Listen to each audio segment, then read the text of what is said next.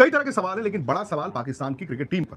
Michael Vaughan ने कहा, shield berry जो टेलीग्राफ के बड़े सीनियर जर्नलिस्ट हैं, उन्होंने कहा this is the worst Pakistan team to tour England in the last 50 years। Is this actually the worst Pakistan team to tour England in the last 50 years? उन्होंने England बोला है क्योंकि वो इंग्लैंड में सीरीज हो रही है। इंग्लैंड के पूर्व फॉर्मर कैप्टन ने बोला, इंग्लैंड के एक बड़े सीनियर जर्नलिस्ट ने बोला, जो शायद इस वक्त दुनिया में सबसे ज्यादा सीनियर जर्नलिस्ट में से एक होंगे। जी। Is this the worst Pakistan Test team in the last 50 years? मतलब अगर आप स्पेसिफिकली ये टीम जो इस वक्त हेडिंगली में वो टेस्ट मैच खेल रही है उसकी बात कर रहे हैं, तो मैं कहूँगा आप इसको क्यों सिंगल आउट कर रहे हैं? आई थिंक पिछले, अगर आप देखो, आप 1-1.5 साल से या 2 साल से जो पाकिस्तान टीम कर रही है, या आपने बहुत सारे उसमें बदलाव भी किए हैं, जैसे इमाम उल हक अब आ चुके हैं, बाबर आजम फिलहाल इस टीम में नहीं है, आपने कप्तान बदल दिए, बट सब कुछ मिला के बॉलिंग अटैक आप देख लो, यू विल हैव टू से कि पिछले 1-1.5 साल से जो हमने पाकिस्तानी टीम देखी है, it has to be the worst, not one of the worst.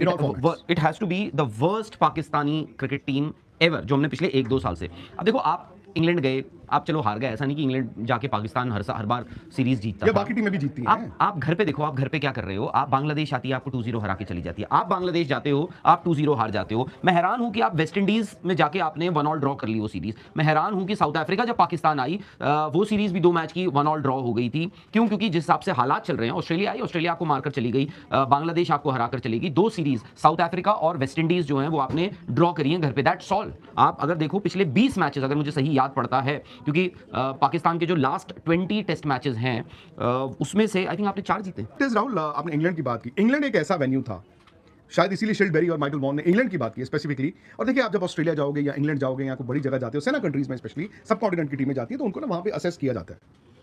1987 में इमरान खान की कप्तानी में ये इंग्लैंड में हराया। 1992 अगेन इमरान खान नहीं थे, क्योंकि वर्ल्ड कप जिताने के बाद इमरान खान को इन्होंने रफा दफा कर दिया था। जावेद मियादाद की कप्तानी में ये इंग्लैंड में सीरीज जीते, और 96 में फिर ये सीरीज जीते इंग्लैंड में, विच मींस कि बैक टू बैक 87, 92 और 96 3 सीरीज पाकिस्तान ने इंग्लैंड में हराया था जी। और मैं अभी हाल फिलहाल भी देख रहा था, इन्होंने 18 में और उससे पहले आई थिंक 14 में इंग्लैंड में ड्रॉ किया है। मिसबा की कप्तानी में इन्होंने एक बड़ा जबरदस्त टेस्ट मैच, आपको याद होगा, जब वो पुशअप्स वगैरह, जब वहां पर जब कहा था कि बहुत बूढ़ी हो चुकी है टीम, बट पाकिस्तान का कल्चर। सो पाकिस्तान एक ऐसी टीम है जिसने 30 साल से ऑस्ट्रेलिया में टेस्ट मैच नहीं जीता है। मतलब हम आमतौर पर जब फास्ट बॉलिंग की बात करते हैं ना, तो हमें लगता था कि पाकिस्तान तो ऑस्ट्रेलिया में जीतेगी, बट जीते नहीं है। आई थिंक 31-32 साल हो गए। लेकिन इंग्लैंड में ये हमेशा अच्छा करते थे, और उसकी वजह ये थी कि पाकिस्तान के जो फास्ट बॉलर्स थे, when I use fast bowlers, मैं विद इन कोट्स कह रहा हूं फास्ट बॉलर्स, वो ड्यूक्स बॉल का अच्छा इस्तेमाल करते थे। स्विंग, रिवर्स स्विंग और साथ में पेस।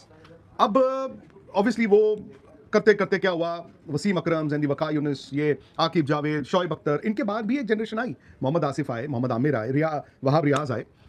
इनकी फास्ट बॉलिंग फिर भी चलती रही। राहुल, जो मर्जी कहें आप, इंग्लैंड में आप सीरीज खेल रहे हैं, जो 3 फास्ट बॉलर पाकिस्तान ने खिलाए हैं, they are not fast bowlers, they are medium pacers. जो 3 मीडियम पेसर्स पाकिस्तान ने खिलाए हैं, उनके पास कोई मूवमेंट भी नहीं है। वो क्या कर रहे हैं, टप्पा पकड़ के जी बॉल डालेंगे, बट हम एक काम करते हैं, 3 बॉलें अच्छी करेंगे, 3-4 बॉलों में हमें 5 रन 9 ओवर आप बना लो। सो जब आप बॉल ही नहीं डाल पाएगा पाकिस्तान, मैं मतलब हैरान होता हूँ पाकिस्तान को देख के कि फास्ट बॉलिंग और ये सब कितना इनके साथ जुड़ता था। आज उनके पास मीडियम पेसर्स हैं। अगर मैं एवरेज स्पीड्स लेता हूँ टेस्ट क्रिकेट में, इस वक्त दुनियाई क्रिकेट में this could be the worst fast bowling speeds अगर एवरेज किसी टेस्ट बॉलिंग लाइनअप। अब आपको ये समझना होगा कि ये डिक्लाइन अचानक तो आता नहीं है। मैं हमेशा ये जरूर मानता हूँ कि एक मुल्क में जो हालात होते हैं, जो पॉलिटिकल हालात होते हैं, जो मुल्क की जो प्रोग्रेशन होता है, उसी का रिफ्लेक्शन होता है आपके खेल में, आपके स्पोर्ट्स में। मैं क्रिकेट की ही आज बात कर रहा हूँ। आई थिंक वो इंस्टेबिलिटी जो है आपकी क्रिकेट में, वो आहिस्ता आहिस्ता आ गई है। मैं कुछ साल पीछे आपको लेके जाता हूँ। मुझे याद है जब कोविड हुआ था 2020 में, तब पाकिस्तान की टीम इंग्लैंड में ही गई थी, और वो टेस्ट मैच जब हारे, वो सीरीज हारे, तब उनके पास एक नया प्लेयर था, बाबर आजम, वो कप्तान भी थे, टीम बन रही थी, एंड टीम जो थी they were trying to think alike. आज शाहिन शाह अफरीदी कहाँ है? आप मुझे बताओ, जो 2023 के बाद शाहिन शाह अफरीदी की बॉलिंग को क्या हुआ? Naseem Shah, the pace sensation, आज कहाँ बैठे हैं? वो हमारे जो हैं हारिस राउफ, वो कहाँ बैठे हैं? सो द पॉइंट इज, उनको हैंडल किसने किया?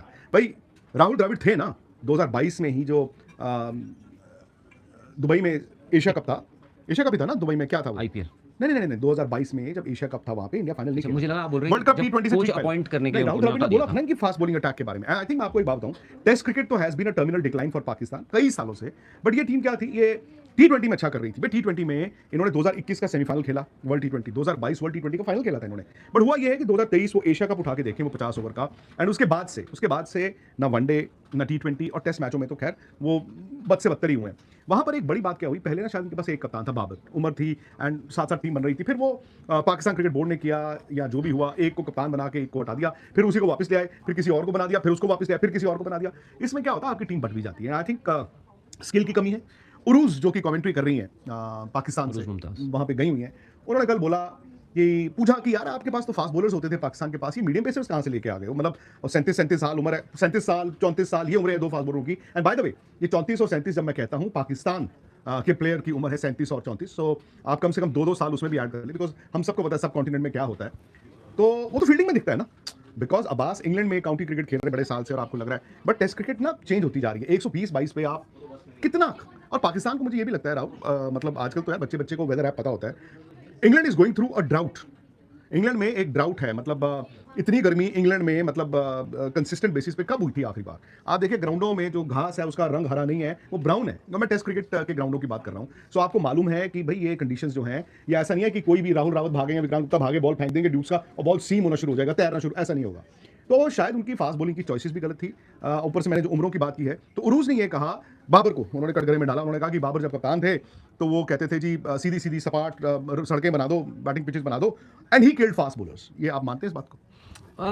मेरा इसमें थोड़ा सा ना एक अलग अलग मेरी सोच है, क्योंकि जब हम देखो बाबर आजम को आपने बना दिया नेशनल आइकॉन, नेशनल हीरो, सब कुछ है। Babar Azam was a good batter, but I think हम लोगों का मतलब है कि शायद से मीडिया भी हो सकती है, और वो इंडियन मीडिया भी हो सकती है, पाकिस्तानी मीडिया भी उसमें ज़्यादा रिस्पॉन्सिबल है। क्यों? क्योंकि आपने बाबर को ऐसा प्रोजेक्ट कर दिया कि बाबर आजम जो है बहुत ही बड़ा प्लेयर है। बाबर आजम कभी बड़े प्लेयर, आई थिंक आपने क्या किया, आपने मीडियोक्रिटी को रिवॉर्ड करना शुरू कर दिया वहां पर। चाहे आपने जिसका भी, आप देखो आपको सिस्टम से कौन आके मिला है यहाँ पर, पहले भी नहीं मिलते थे। ऐसा नहीं कि आपको वसीम अकरम हो गए, शोएब अख्तर हो गए, इमरान खान हो गए, मतलब एक नेचुरल प्रोग्रेशन होता है, स्टेप बाय स्टेप आप बड़े हो गए। बट अब क्या हो रहा है, आपने जो बात करी ना कि मुल्क के हालात, फाइनेंशियल आपकी जो स्टेबिलिटी हो, उसको भी देख के आज पाकिस्तानी क्रिकेटर नहीं चाहता है टेस्ट क्रिकेट खेलना। आज पाकिस्तानी फास्ट बॉलर नहीं चाहता है टेस्ट क्रिकेट खेलना, फिर चाहे वो हारिस रऊफ हो, फिर चाहे वो आपके नसीम शाह हो। क्यों शाहीन शाह अफरीदी, आई थिंक वो एक वक्त तक उन्होंने खेला जितना, अब उनको भी लगता है कि यार मेरी लाइफ जो है, जो वक्त है मेरे पास, वो शायद से लिमिटेड है। प्लस वहां पे आपके पाकिस्तान में हमेशा से हमने देखा है कि इंटरनल इश्यूज खिलाड़ियों के बीच में वो रहे हैं, आपसी मतभेद वो सब रहते हैं। तो उसमें क्या है कि अगर आपके जो जिन फास्ट बॉलर्स का नाम आपने लिया, वो उनकी बॉडी नहीं बनी है, आप उनको 3 टेस्ट मैच की सीरीज खिलाओगे, मैं आपको लिख के दे सकता हूं, ब्रेक डाउन हो जाएगा, वो गिर जाएंगे। इसीलिए, और Shaheen Shah Afridi was a good, again was a perhaps, मतलब इस एरा में अगर आप देखो तो शाहीन शाह अफरीदी का एक अच्छा बॉलर आया था, बट अगेन उनके साथ भी वही हुआ जो बाबर आजम के साथ हुआ कि आपने शाहीन शाह अफरीदी को भी बहुत ऊपर चढ़ा दिया। शाहीन शाह अफरीदी वो कप्तानी की पॉलिटिक्स में दोनों फंस भी गए ना, और उसमें भी और आप ये देखो ना, आप बाबर आजम आज कप्तान है, शान मसूद उसी टीम में खेल रहे हैं, उसी टीम में सौद शकील खेल रहे हैं, आपके पिछले कप्तान सलमान अली आगा को आपने वापस कप्तान बनाया है। मैं मतलब ऐसा आपके पास ऑप्शंस क्या है, आपने सब कुछ, वो कहते हैं ना साम दाम दंड भेद, आपने अपने सारे ऑप्शंस एग्जॉस्ट कर चुके हैं। इसीलिए आपकी टीम में 35 साल का, 36 साल का, 37 साल का खिलाड़ी कमबैक करता है। कोविड 2020 के आसपास जब पाकिस्तान क्रिकेट को हमने बड़ा फॉलो करना शुरू किया स्पोर्ट्स तक पे, और बाबर की आपने बात की, I think Babar had promise, Afridi had promise, ये अपना रिजवान हैड प्रॉमिस, और उस वक्त ये लग रहा था कि यार ये एक अगले जनरेशन की टीम बनाएंगे। बट वहाँ पर क्या हो रहा है मैं आपको बताऊँ, मतलब अगर वहाँ पे मीडिया सिर्फ इस बात पे ताली बजाता है कि मोहसिन नकवी ने इंडिया को एशिया कप की ट्रॉफी नहीं दी, देखो उससे नो डाउट आपको वो it's like a click bait, आपको फायदा बहुत होगा, आप सलाम भी ठोक रहे हैं जहाँ पे ठोकनी है। बट मैं बताऊँ आपको क्या हुआ, उससे क्या हुआ, इंडिया एशिया कप चैंपियन तो इंडिया के नाम के आगे लिखा हुआ था, लेकिन आपने ना जो सवाल जिससे पूछना था उससे सवाल ही नहीं पूछा अपनी क्रिकेट के बारे में। आप उससे सवाल अगर पूछते अपनी क्रिकेट के बारे में तो शायद आज ये हालत नहीं होती। एशिया कप तो अगले साल होगा, एशिया कप की ट्रॉफी अब तक नहीं मिली इंडिया को।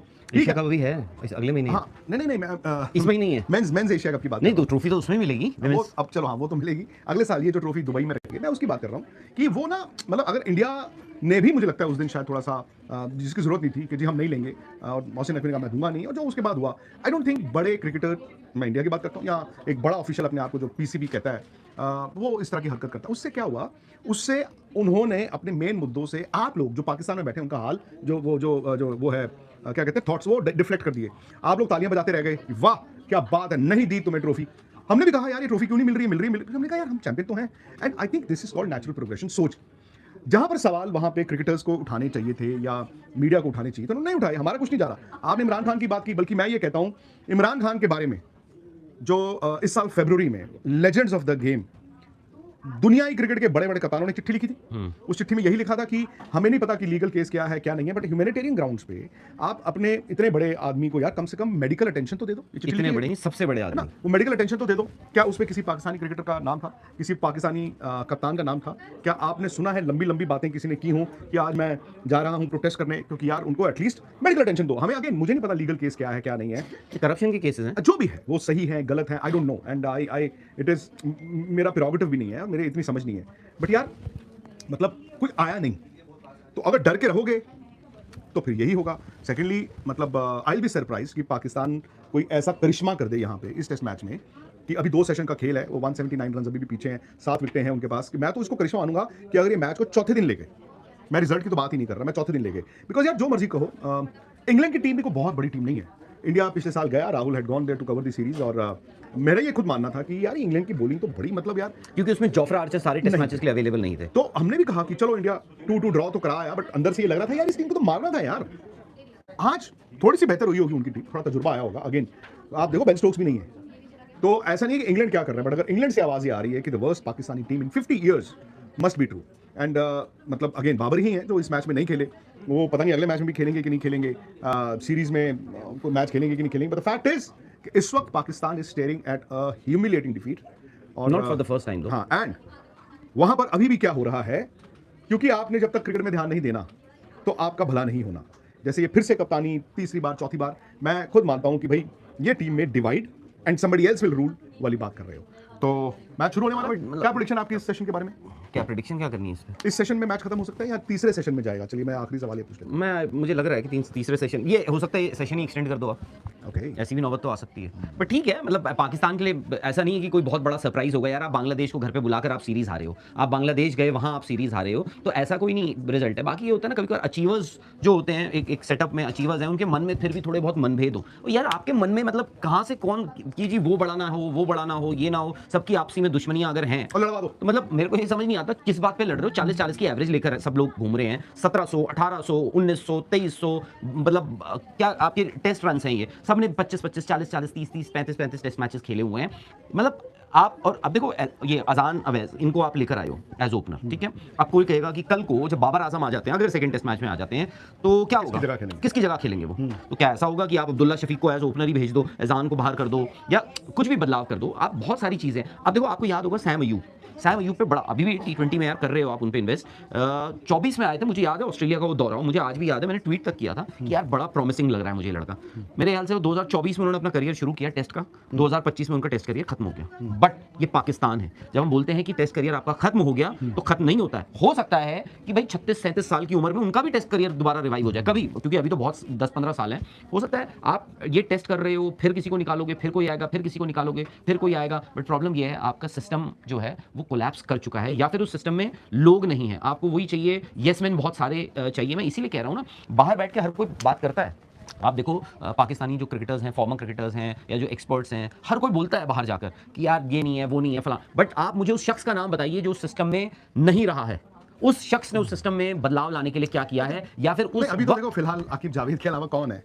Aqib Javed has multiple hats, और उनका बड़ा क्रिटिसिज्म भी होता है, वहां पे लोग अंदर खाते हैं, बट कई ऐसे सीनियर प्लेयर्स हैं। कौन सी ऐसी दुनिया में, जैसे somebody like Wasim Akram for example, Mickey Arthur को आपने सोचो जब कोच अपॉइंट किया था, कौन सा ऐसी दुनिया में मतलब लग्जरी देता है कि आप ऑनलाइन कोचिंग कर रहे हो क्रिकेट की?